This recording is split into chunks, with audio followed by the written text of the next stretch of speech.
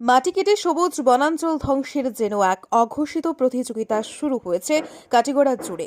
কাটিগড়া বিধানসভার অন্তর্গত কাতিরাইল, মোহনপুর, সোনাগিরি, কালাইনের বৈকুণ্ঠপুর, পশ্চিম কাটিগড়ার রাজপুর, উত্তর কাটিগড়ার বাবুরবাজার, কাটিগড়া থানাধীন করইকান্দি ইত্যাদি স্থানে সরকারি খাস জমিতে পূর্বে যেসব পাহাড় ছিল সেসব পাহাড় আর আগের মতো নেই। আজ মাটি সিন্ডিকেট বাহিনীর তাণ্ডবে ভারসাম্যহীন প্রকৃতি। এই বিধানসভা জুড়ে নিত্য কয়েক হাজার টিপার মাটি পাচার হচ্ছে। এতে আশ্রয়হীন হয়ে পড়েছে বন্যপ্রাণীর অবাধ বিচরণ। বিলুপ্তির পথে বহুবিধ বন্যপ্রাণী। দূষিত হচ্ছে পরিবেশ। নীরব দর্শকদের ভূমিকায় করিমগঞ্জ সহ কালাইনের রেঞ্জ অফিস, শিয়ালটেক বিট অফিস সহ সবকটি বিট অফিসের কর্মী আধিকারিকরা।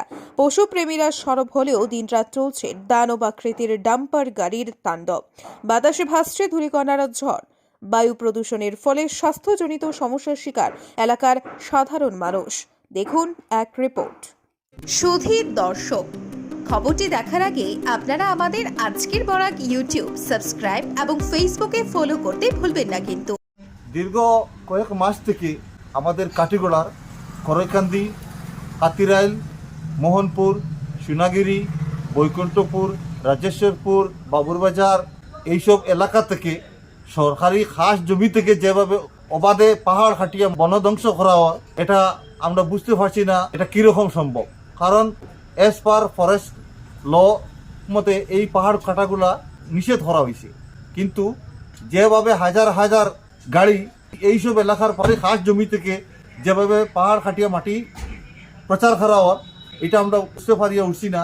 দীর্ঘ কয়েক মাস থেকে আমরা বন বিভাগে এই বিষয়ে অনেক অভিযোগ দাখিল করছি, কিন্তু কোনো অভিযোগের একটা সুরা হয়েছে না। প্রতিদিন প্রতি রাত সরকারি খাস জমি থেকে হাজার হাজার সিএম মাটি কিভাবে প্রচার করা হয়, বন বিভাগের একদম কইতে গেলে নাকের ডগার মতো। পাশেই আমাদের বিট অফিসারের কার্যালয়, Kalai range office, Karimganj DFO office, কিন্তু কীরকম এই অফিসগুলোরে না ম্যানেজ করিয়া এগুলো প্রচার করা হওয়ার, না এর অজান্তে এটা প্রচার করা হওয়ার, এটা আমরা বুঝতে পারি না। এই সবুজ বনধ্বংস যেভাবে করা হওয়ার, এটা আমাদের কাটিগড়ার ভবিষ্যতে একটা প্রধান পরিবেশ সমস্যার সম্মুখীন হইব কাটিগড়ার মানুষ। এইবার যে বন্যা দেখা দিছি, কাটিগড়াত হঠাৎ যে জলস্ফীতি বাড়িছে হাওর অঞ্চল, এই পাহাড়গুলা খাটার একটা প্রধান কারণ, এই কারণেও এই জলস্ফীতিটা হয়েছে।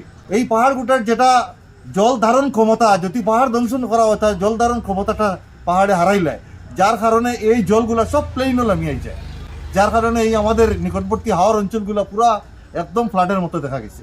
তারপরে এই পাহাড়গুটার হারার কারণে আমাদের বানরের একটা প্রধান সমস্যায় ভুগিয়ার এমনি কাটিগড়ার পুরা এই অঞ্চলের মানুষ। এইসব এলাকার যেগুলা পাহাড় আছে কেন বানরের বসবাস, যার কারণে এই বানরগুলোয় আমি দাবি করি আসামের মাননীয় মুখ্যমন্ত্রী তথা বন বিভাগের উচ্চপদস্থ কর্মী তথা ন্যাশনাল গ্রিন ট্রাইব্যুনালের সদস্যদের কাছে আমি আবেদন করি এই বানরগুলোর খুব অতি সত্বর পুনর্বাসন দেওয়া হোক। এই কাজগুলো যদি বন্ধ করা হয় না, তাহলে আমরা আইনের দ্বারস্থ হইতে বাধ্য হইব।